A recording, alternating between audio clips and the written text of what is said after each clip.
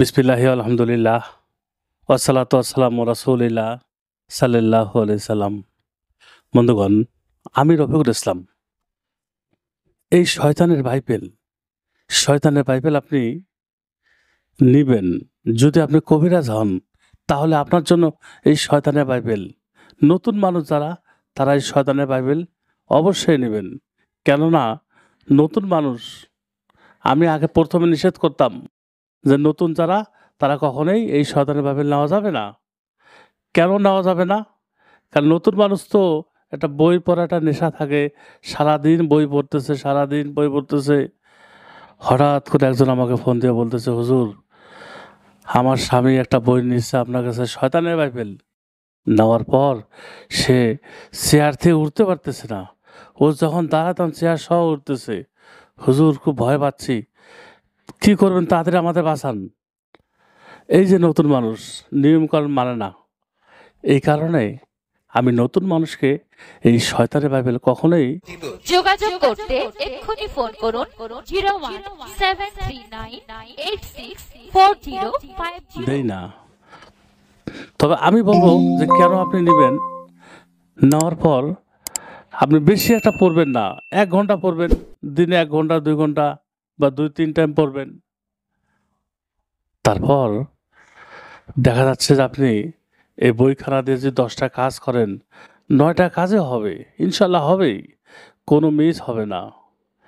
এখন যদি আপনি লাইব্রেরি থেকে একটা 50 টাকা 100 টাকাতে বই কিনে যদি 1000টা কাজ করেন, একটা কাজ হবে না আপনার। তাহলে আপনার মন মানসিকতা সম্পূর্ণ নষ্ট হয়ে গেল। কবিরাজের কিতাবের উপর আপনার কোনো ভরসা থাকবে না।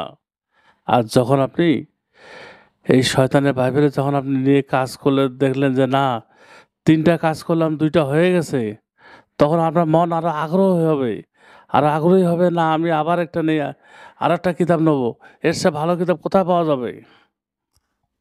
বন্ধুগণ, শয়তানের বাইবেল বাজারে কিছু প্রতারক আমার কাছে নিয়ে ওরা বিক্রি করতেছে কপি বানায়।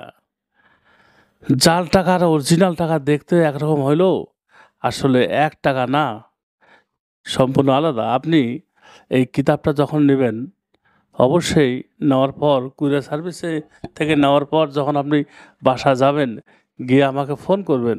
আমি আপনাকে এই কিতাব, আপনার নাম এবং আপনার মায়ের নামের সাথে এই কিতাবটা জাগ্রত করে দেবো। জাগ্রত করে দেওয়ার পর শুধু ওই শয়তানের বাইবেল না, সবগুলো কিতাবে যে যেটা নেয় না কেন, আমি ওটা জাগ্রত করে দেবো। দেওয়ার পরে আপনি কাজ শুরু করবেন, ইনশাল্লাহ কাজ করবেন। তারপরে যদি আপনার কাজ হচ্ছে, কোনো সমস্যা হতেছে, কোনো ভাষা বুঝতেছেন না, তখন আপনি আমাকে ফোন দিবেন। কিন্তু আমাকে আপনি ফোন দেওয়ার কম চেষ্টা করবেন। এমন মানুষ আছে যে সারাদিন আমার খালি শুধু 10 মিনিট পরে ফোন দেয়। আমি 2 দিন 3 দিন খুব ফোন রিসিভ করি, তারপরে আমি বিরক্ত হয়ে যাই যে আপনি যদি সারাদিন আমাকে ফোন দেন, আমাকে আরও লোক ফোন দিবে, ওদের ফোনগুলো রিসিভ করতে হয়। আপনি এভাবে যদি আমাকে বিরক্ত করেন, তাহলে তো আমি সমস্যা পড়ে যাব। অতএব আপনি আপনার যত কথা আছে, এগুলো সব আপনি একটা কাগজে লিখবেন। কোনটা ভাষা বুঝতেছেন না, কোনটা নকশা, কোনটা কালি বুঝতেছেন না, এগুলো নোট করার পর আপনি আমাকে ফোন দিলেই আমি আপনাকে বলে দেবো, ইনশাল্লাহ। বন্ধুগণ, যারা প্রতারক, তাদের থেকে সাবধান থাকবেন, ভালো থাকবেন, আর একটা লাইক দিবেন। ওয়াখির দাওয়ানা আলহামদুলিল্লাহ রাব্বিল আলামিন।